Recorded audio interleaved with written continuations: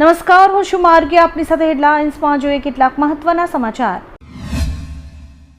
આસામ વિધાનસભા ચૂંટણી માટે ભાજપે પોતાની પ્રથમ યાદી જાહેર કરી દીધી છે. મુખ્યમંત્રી હિમંતા બિસ્વા શર્મા તેમની પરંપરાગત બેઠક જાલુકબારી પરથી સતત 7મી વખત ચૂંટણી લડશે. ખાસ વાત એ છે કે તાજેતરમાં જ કોંગ્રેસ છોડીને ભાજપમાં જોડાયેલા સાંસદ પ્રદ્યુત બોરદોલોઈને દિસપુરથી અને ભૂતપૂર્વ કોંગ્રેસ પ્રમુખ ભૂપેન બોરાને પણ ટિકિટ ફાળવાઈ છે. આ સાથે ભાજપે કેરળ માટે પણ 39 ઉમેદવારોની બીજી યાદી જાહેર કરી છે. વૈશ્વિક સ્તરે ઉર્જા સંકટ ઘેરું બનતા ટ્રમ્પ વહીવટીતંત્ર હવે ઈરાની તેલ પરના પ્રતિબંધો અસ્થાયી રૂપે હળવા કરવાનું વિચારી રહ્યું છે. અમેરિકાના ટ્રેઝરી સેક્રેટરી સ્કોટ બેસેન્ટના જણાવ્યા મુજબ બજારમાં તેલનો પુરવઠો વધારવા અને ભાવ ઘટાડવા નિર્ણય લેવાઈ શકે છે. બીજી તરફ ઓમાને આ યુદ્ધને ટ્રમ્પની સૌથી મોટી ભૂલ ગણાવી અમેરિકાની વિદેશ નીતિની આકરી ટીકા કરી છે. આ સંઘર્ષે વૈશ્વિક અર્થતંત્ર જોખમમાં મૂકી દીધું છે. ઈરાન અને અમેરિકા ઇઝરાયલ યુદ્ધના 21મા દિવસે ઈરાને ફરી ઇઝરાયલ પર મિસાઇલ અટેક કર્યો છે. ઉત્તરી ઇઝરાયલ પર છોડવામાં આવેલી મિસાઇલ્સમાં ક્લસ્ટર બોમ્બનો ઉપયોગ થયો હોવાનું એક વિડીયો ફૂટેજમાં સામે આવ્યું છે. આ હુમલાને પગલે હાઇફા અને સમગ્ર ઉત્તરી ઇઝરાયલમાં ખૌફનાક સાયરન વાગવા લાગ્યા હતા. મિસાઇલ પ્રહારથી આ વિસ્તારમાં ભારે તણાવની સ્થિતિ સર્જાઈ છે અને સંઘર્ષ વધુ ઉગ્ર બન્યો હોવાના અહેવાલ મળી રહ્યા છે. કેન્દ્ર સરકારના મંત્રાલયોએ ગુરુવારે 19મી માર્ચે પશ્ચિમ એશિયાના યુદ્ધથી સર્જાયેલી સ્થિતિ પર સ્પષ્ટતા કરી છે. સરકારે જણાવ્યું કે દેશમાં 94% બુકિંગ હવે ઓનલાઈન થઈ રહ્યું છે, જે એક મોટો સુધારો છે. જોકે સ્થિતિ ચિંતાજનક છે, પણ કોઈ ડિસ્ટ્રીબ્યુટર પાસે ગેસની અછત નથી. સરકારે પેનિક બુકિંગ ન કરવા અપીલ કરી છે અને સપ્લાય સુનિશ્ચિત કરવાના પ્રયાસો ચાલુ હોવાનું જણાવ્યું છે.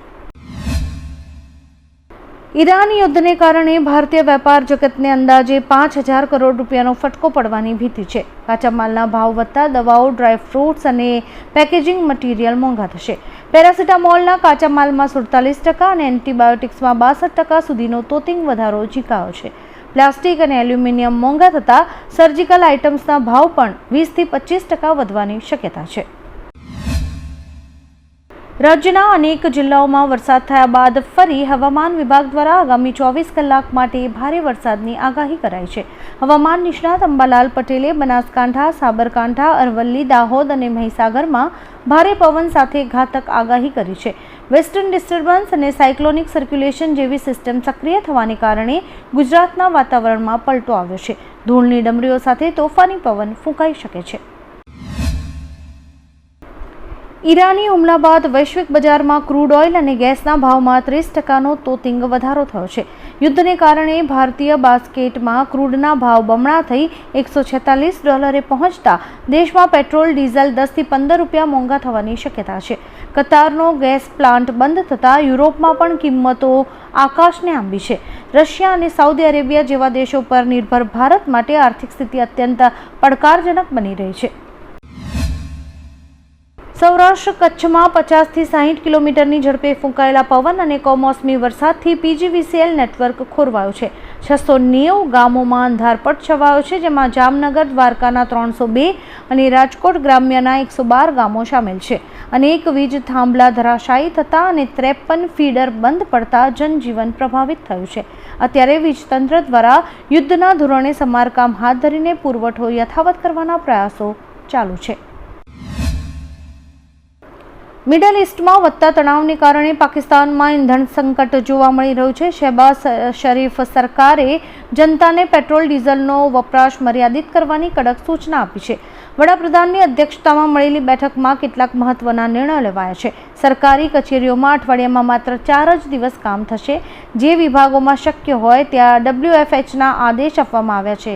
આ નિર્ણયથી પેટ્રોલ ખર્ચમાં 50%નો સીધો કાપ મુકાયો છે. ઈરાન અને અમેરિકા વચ્ચે ચાલી રહેલા યુદ્ધમાં અમેરિકા વાયુસેનાને ભારે નુકસાન થયું છે.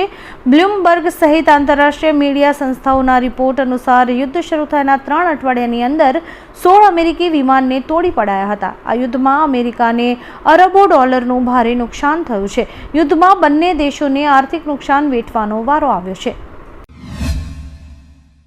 મિડલ ઈસ્ટમાં વધતા તણાવને કારણે ભારતમાં પ્રાકૃતિક ગેસ અને તેલની સપ્લાય પર દબાણ વધ્યું છે, જેને જોતા ભારત સરકારે મોટું પગલું ભર્યું છે. હવે દેશની તમામ તેલ અને ગેસ કંપનીઝને પેટ્રોલિયમ પ્લાનિંગ એન્ડ એનાલિસિસ સેલને તેનો સંપૂર્ણ ડેટા આપવો પડશે. કોઈપણ સરકારી અથવા ખાનગી કંપની આ નિર્ણયને નકારી નહીં શકે.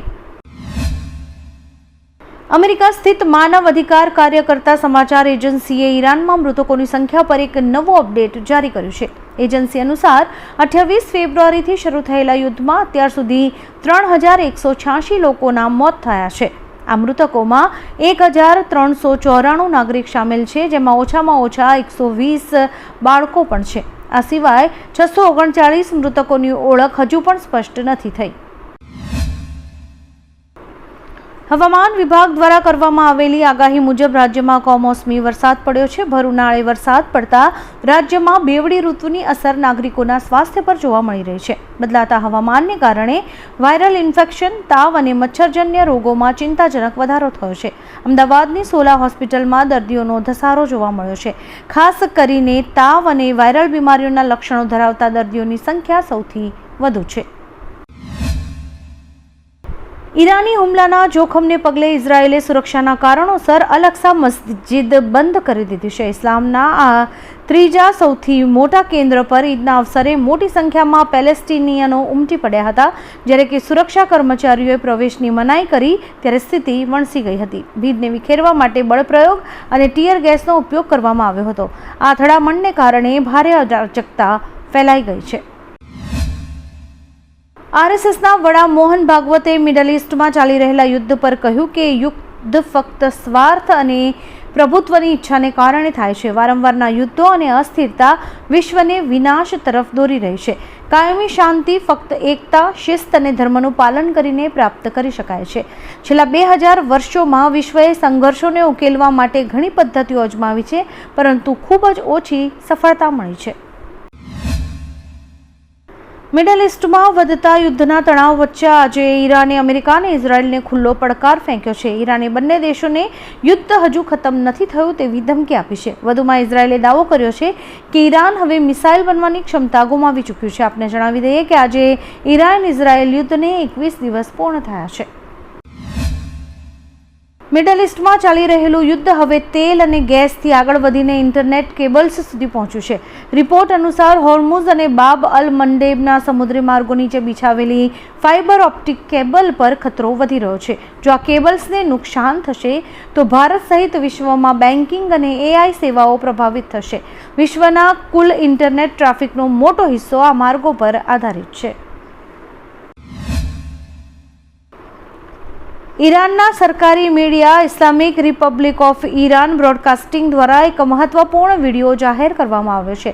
આ વિડીયોમાં નવા સુપ્રીમ લીડર મુજતબા ખામેનેઈ લોકોને ધાર્મિક શિક્ષણ આપતા જોવા મળે છે. જોકે આ વિડીયો કઈ તારીખનો છે તેની કોઈ સત્તાવાર પુષ્ટિ કરવામાં નથી આવેલી. ઉલ્લેખનીય છે કે આયાતુલ્લા અલી ખામેનીના નિધન બાદ મુજતબાએ કાર્યભાર સંભાળ્યો છે.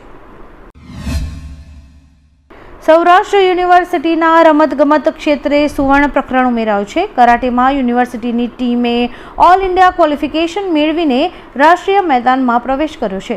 કુલપતિ ડોક્ટર ઉત્પલ જોશીના પ્રોત્સાહનથી વર્ષો બાદ સક્રિય થયેલી કરાટે ગેમે યુનિવર્સિટીનું નામ રોશન કર્યું છે. તેણે કાતા ઇવેન્ટમાં ટોપ 16 અને કુમેતેમાં ટોપ 8માં સ્થાન મેળવીને કરાટેની બંને કેટેગરીમાં ક્વોલિફાય થનારી પ્રથમ મહિલા ખેલાડી બની ગઈ છે. ઈરાનના હુમલાથી કતારના ઉર્જા ક્ષેત્રને મોટું નુકસાન થયું છે, જેની અસર ભારત પર આગામી 5 વર્ષ સુધી જોવા મળશે. કતાર એનર્જીના સીઈઓના જણાવ્યા અનુસાર દેશની એલએનજી એક્સપોર્ટ કેપેસિટીમાં 17% ઘટાડો થયો છે. આ નુકસાનને કારણે વાર્ષિક $20 બિલિયન ખોટ જવાની શંકા છે. આ માળખાકીય નુકસાનને ઠીક કરવામાં લાંબો સમય લાગશે, જેના કારણે ચીન, ભારત અને યુરોપ જેવા દેશોને મળતો પુરવઠો જોખમમાં મુકાશે. આવા જ કેટલાક રસપ્રદ સમાચારો નિહાળવા માટે અમારી યુટ્યુબ ચેનલને લાઇક, શેર અને સબસ્ક્રાઇબ કરો અને જોતા રહો હેડલાઇન્સ.